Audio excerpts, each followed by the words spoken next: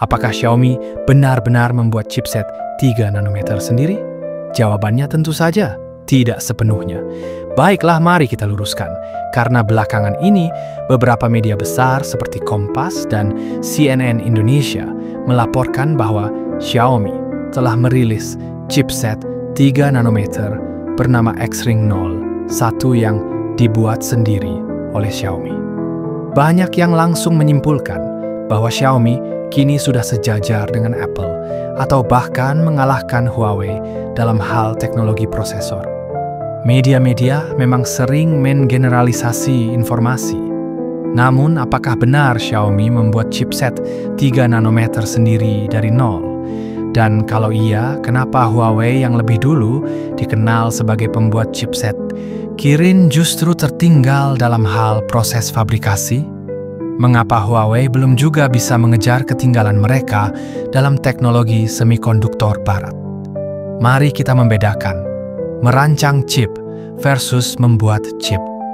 Penting untuk dipahami bahwa ada perbedaan besar antara merancang chip fabless. Xiaomi merancang struktur dan arsitektur logika chip, tapi tidak membuatnya secara fisik. Xiaomi tidak punya pabriknya. Membuat chip foundry dilakukan oleh perusahaan seperti TSMC Taiwan atau Samsung Foundry Korea Selatan. Dalam hal ini, Xiaomi adalah perusahaan fabless, sama seperti Apple, Qualcomm, dan MediaTek. Jadi, meskipun X-Ring 01 disebut chip 3 nanometer buatan Xiaomi, sebenarnya chip itu kemungkinan besar diproduksi di pabrik milik TSMC atau Samsung, bukan dibuat di fasilitas milik Xiaomi sendiri, karena Xiaomi tidak punya pabrik chip 3 nanometer. Lalu, kenapa Huawei tidak bisa lakukan hal yang sama? Jawabannya ada di satu kata, sanksi. Sejak 2019, Huawei dikenai sanksi teknologi oleh Amerika Serikat.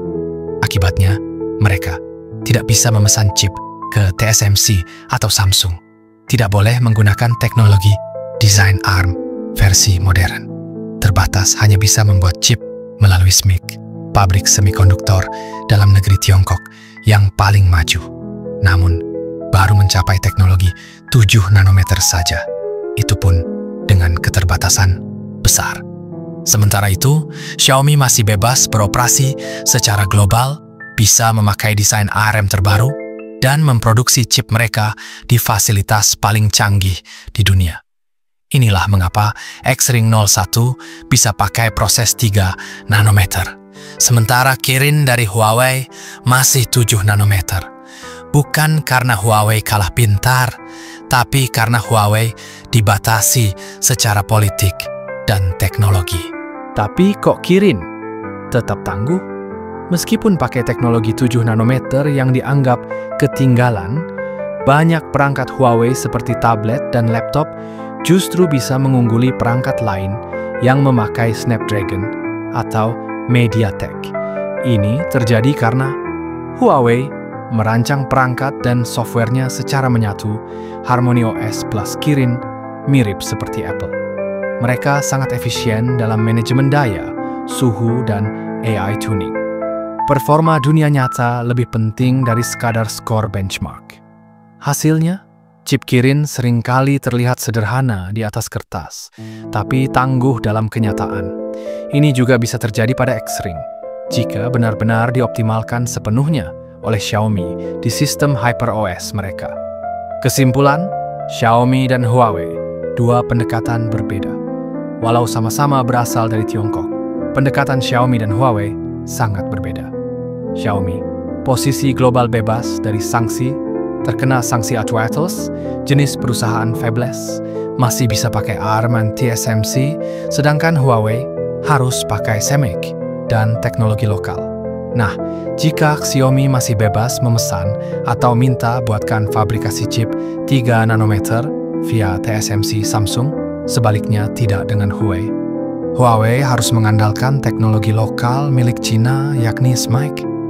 Namun Huawei meskipun terpaksa menggunakan teknologi chip 7 nanometer yang sudah ketinggalan zaman, mereka memiliki kemampuan optimasi HarmonyOS sangatlah baik.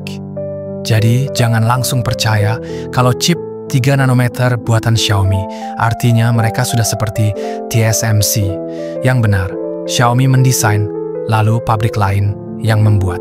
Sedangkan Huawei, meski dibatasi, masih bisa bertarung lewat efisiensi dan optimasi menyeluruh, dan bahkan membuat chipset sendiri, meskipun menggunakan teknologi yang sudah usang.